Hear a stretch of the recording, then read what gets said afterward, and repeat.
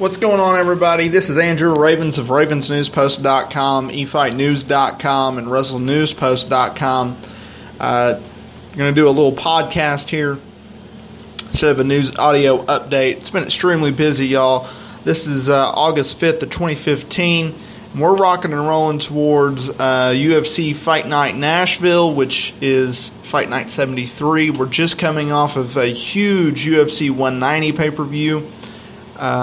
WB taped Raw on Monday and SmackDown on Tuesday, and all of that good stuff. Before we get rolling, I'm going to run off some quick WB SmackDown spoilers that will air on August 6th, and then we're going to get into this Saturday's UFC Fight Night 73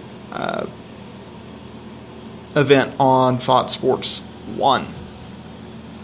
WB was in Sacramento, California at the Sleep Train Arena on Tuesday night for main event and SmackDown TV tapings. For main event, not much to it. Big Show cut a promo in the ring about Ryback, got interrupted by Jack Swagger, which led to a match. Big Show defeated Jack Swagger with the KO punch. I apologize that you're hearing an ad right now. There we go. Lucha Dragons win over the Ascension in a tag team match to finish up main event. SmackDown. Show kicked off with a tribute package to the late Roddy Piper. Roman Reigns kicked off the show with a promo. He said that he would face Rusev later in the night. He issued a family versus family challenge of he and Dean Ambrose versus Bray Wyatt and Luke Harper at SummerSlam. John Cena will be appearing on next Tuesday's episode of Tough Enough. Mark Henry and the Primetime Players defeated New Day in a 6-man tag team match. Charlotte went over, or actually I should say Charlotte and Naomi went to a no contest. Sasha Banks and Naomi defeated Charlotte and Becca Lynch in a tag team match. Stardust went over Zack Ryder. Big Show cut a promo about Miz and Ryback in the backstage area, and in your main event, Roman Reigns went over Rusev with a spear. Post-match, Bray Wyatt accepted Roman Reigns' challenge for SummerSlam. So, leading into this, you have 2 matches confirmed for SummerSlam, which is on August 23rd, 24th, something later this month. So you have Brock Lesnar versus The Undertaker, and then you have this new tag team match of Wyatt and Harper versus Ambrose and Reigns. Originally, it was going to be a 6-man tag with Rowan joining Harper and Wyatt, taking on the team of Ambrose, Reigns, and Sting. Rowan hurt his bicep, shoulder, something like that.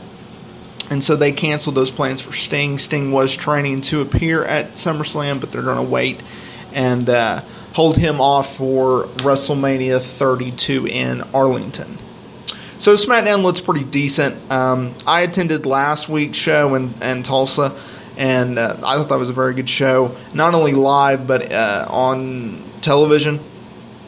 The reason that SmackDown was such a lackluster, at least on paper it is, because you have Roman Reigns appearing in 2 segments, Bray Wyatt appearing in 2 segments, Rusev appearing in 2 segments, the Divas, Divas appearing in 2 segments, is because WB kicks off their Australia tour on Thursday, which is the 6th. So you have a split crew. Essentially, what they call it is a red and a blue team. Right?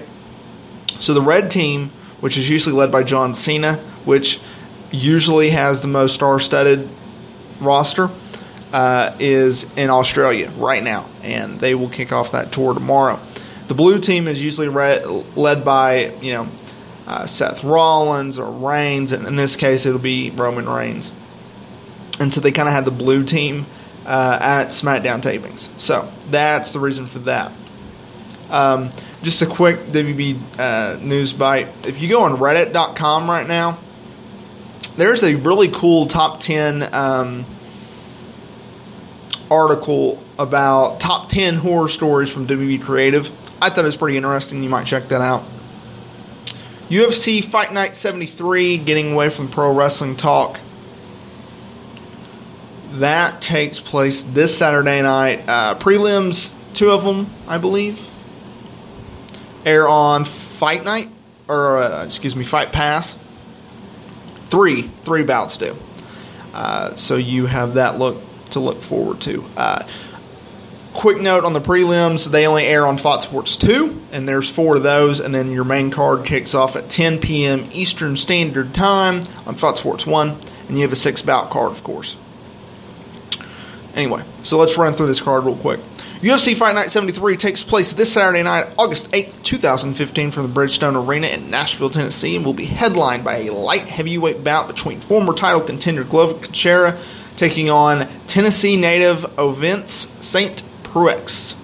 In the co-main event, top 10 ranked lightweight Michael Johnson takes on Benwell Darush, which he's top 15. That is going to be a sick fight. Also on your main card, Sam Alvey takes on Derek Brunson. Heavyweights clash when Timothy Johnson takes on Jared Rosholt. Middleweights go to war when Chris Camus takes on Thomas Watson, and Ray Borg takes on Gene Herrera. The event's preliminary bouts kick off on, like I said, on UFC Fight Pass, beginning at 7 p.m. Eastern Standard Time. So, I think while Pruitt I have all the stats in front of me. Let me pull them up real quick. I think Pruitt is a very talented guy. I think Teixeira is a little overwhelmed with the UFC talent base, and here's why. Leading up to the John Jones fight, he was rocking it. After that, he's really been on a slide, and here's why. Pruitt is on a 2-fight winning streak, right?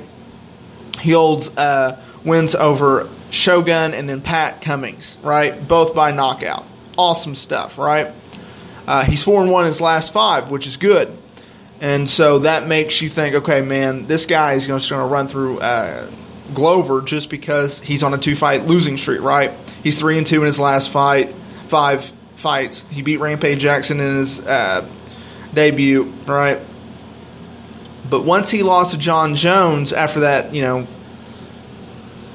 couple fight win streak at UFC 172 by unanimous decision, then he lost to Phil Davis at 179. So, the same way. So, I think Glover gets the win here just because he needs it. You go through the UFC, this is how they really work. If you go down to a 2 or 3 fight losing streak on certain fighters, they'll just cut you. Some fighters, they have to lose 5 times in a row, or they're, 1-4 in their last 5. But that's how I see that fight going. It should be good. It should be a knockout real quick. I'm hoping so, because it'll get done about 12:30 Central Time, 1:30 Eastern Time. So, we shall see. And then, the Johnson Darush fight, that's just sick. So, it's okay. After this event, UFC takes a weekend off and they return with UFC Fight Night 74, which I will be out of town for that event. But eFightNews.com will still have coverage. RavensNewsPost.com will still have coverage. And speaking of RavensNews.com, I was really on it for a while, and I'm just trying to get some things set up on that site where it's just easier to post. We're having some technical difficulties with that. And eFight's pretty good taking off in news. And then WrestleNewsPost.com, that's really, really taken off. And I highly recommend y'all check that out for your pro wrestling news. I've been thinking about bringing back my NFL podcast that I used to do. Don't know if I'm going to do it yet, but it's a kind of a wait and see kind of thing. That about does it. You got NXT, Lucha Underground, NXT tonight, which is August 5th. SmackDown on Thursday, August 6th. Nothing on Friday, thank the good Lord, on the 7th. And then August 8th, you have UFC Fight Night 73. Quick news and notes just to wrap up this podcast. Crazy how things work in World Series of Fighting. And not a lot of outlets have reported this, but Jake Shields has also been suspended by the Nevada State Athletic Commission due to his participation in the World Series of Fighting 22 main event with Pilares and his dumb decision to keep a Kimura locked in. Ray Soph, which is the World Series of Fighting president, suspended him and stripped him of the welterweight championship.